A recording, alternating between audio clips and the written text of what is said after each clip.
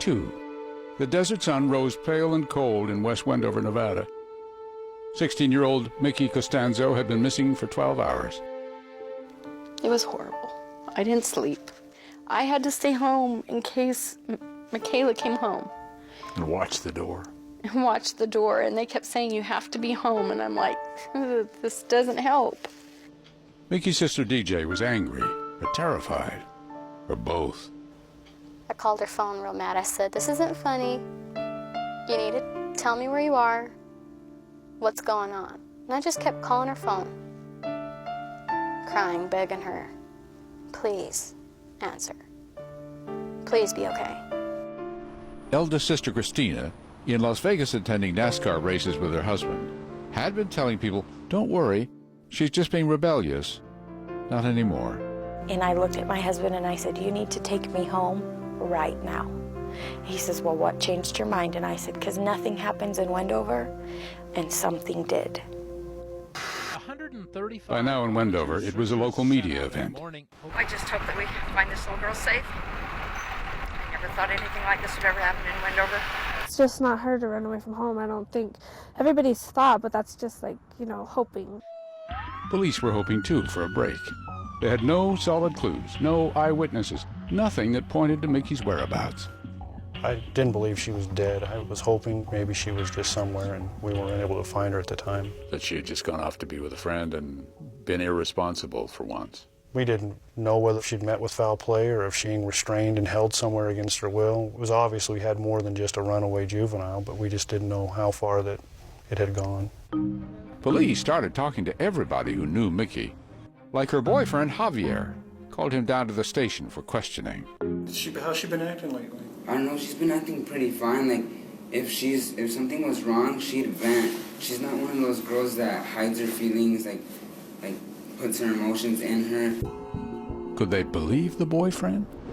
When they pulled Mickey's cell phone records, something odd stood out at the very time she disappeared. There was a lot of text and phone calls transpiring just immediately after school and up till just after 5. And then they stopped. Just abruptly stopped right at the time that she had left the school. Those calls and texts pinging off the local cell phone tower were all from one number.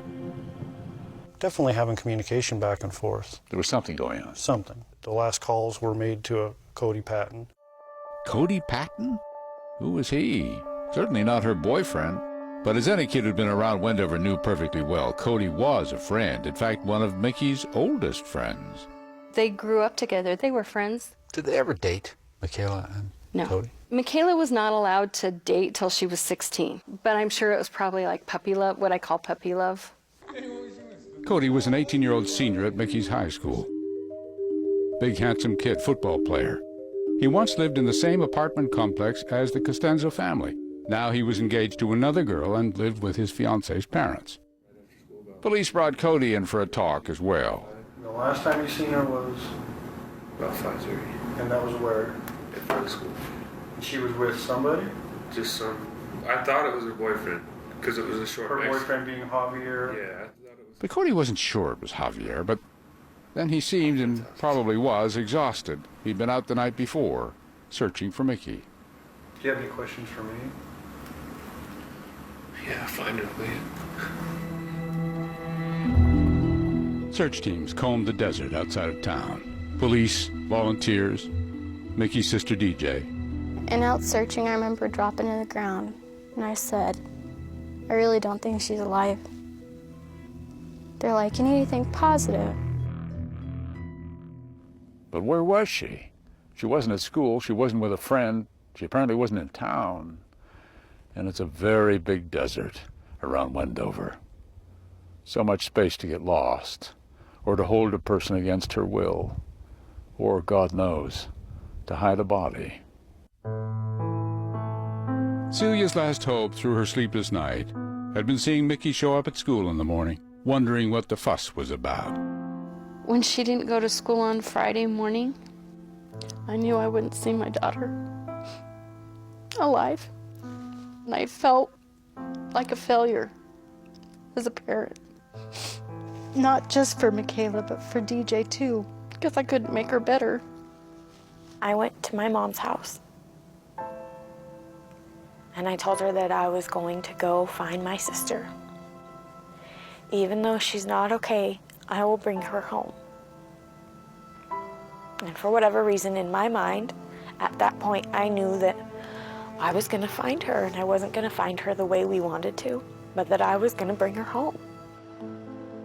All night, Christina roamed the rugged landscape, alone.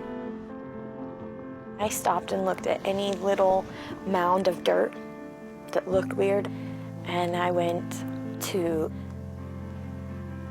the gravel pits. So close. Had Mickey called out, her sister would have heard her. But of course, that wasn't possible.